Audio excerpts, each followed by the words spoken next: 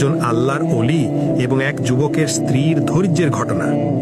একদিন এক আল্লাহর অলি জিকির করতে করতে রাস্তায় চলছিলেন। হঠাৎ তিনি দেখলেন একটি ভাঙা কবর। আশ্চর্যের বিষয়, কাফনের কাপড় নতুনের মতো আর নূরের আলোয় ঝলমল করছে। মনে হলো জান্নাতের নূর কবরের ভেতর থেকে বের হচ্ছে। আল্লাহর অলি দোয়া করলেন, হে আল্লাহ, এই রহস্যের প্রকৃত ঘটনা আমাকে জানাও। অদৃশ্য থেকে আওয়াজ এলো, ঘটনা জানতে হলে কবরের মালিককে খুঁজে বের করো। অনুসন্ধান করতে করতে তিনি এক যুবকের কাছে পৌঁছালেন। অলি জিজ্ঞাসা করলেন, ওই কবর কার? যুবক কাঁদতে কাঁদতে বলল, হুজুর, ওটা আমার স্ত্রীর কবর। কতদিন হলো সে মারা গেছে? 6 বছর হলো। তোমার স্ত্রী কেমন ছিলেন? যুবক বলল, তিনি ছিলেন ভদ্র, সৎ, নম্র। সংসারে আমাকে কোনোদিন কষ্ট দেননি।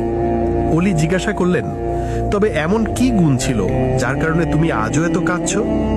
যুবক দীর্ঘশ্বাস ফেলে বলল, হুজুর, আমি তাকে সব দিয়েছি, খাবার, কাপড়, গহনা, কিন্তু একটি জিনিস দিতে পারিনি। আমি তার দাম্পত্যের চাহিদা পূরণ করতে পারিনি।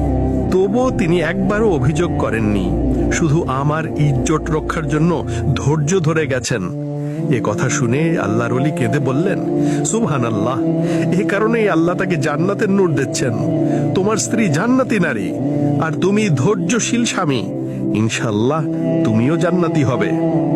প্রিয় ভাই ও বোনেরা, এই ঘটনা আমাদের শেখায় স্বামী স্ত্রীর গোপনীয়তা রক্ষা করা, একে অপরকে কষ্ট না দেওয়া, আর ধৈর্য ও নম্রতা প্রদর্শন করা। এসবই জান্নাতের পথ। রাসূলুল্লাহ সাল্লাল্লাহু আলাইহি ওয়াসাল্লাম বলেছেন, আল্লাহর কাছে সবচেয়ে নিকৃষ্ট সেই ব্যক্তি যে দাম্পত্য জীবনের গোপন বিষয় মানুষের কাছে প্রকাশ করে। কিন্তু দুঃখের বিষয়, আজ অনেকেই এই গোপনীয়তা ভঙ্গ করছে। কেউ বন্ধুদের কাছে বলে বেড়ায়, কেউ আবার ভিডিও ধারণ করে ইন্টারনেটে ছড়িয়ে দেয়। এগুলো ভয়াবহ গুনাহ এবং জাহান্নামের কাজ। তাই আসুন আমরা আল্লাহকে ভয় করি, দাম্পত্য জীবনের গোপন কথা গোপন রাখি এবং সুন্দর পারিবারিক জীবন গড়ে তুলি। আল্লাহ আমাদের সবাইকে জান্নাতের পরিবার দান করুন। আমিন।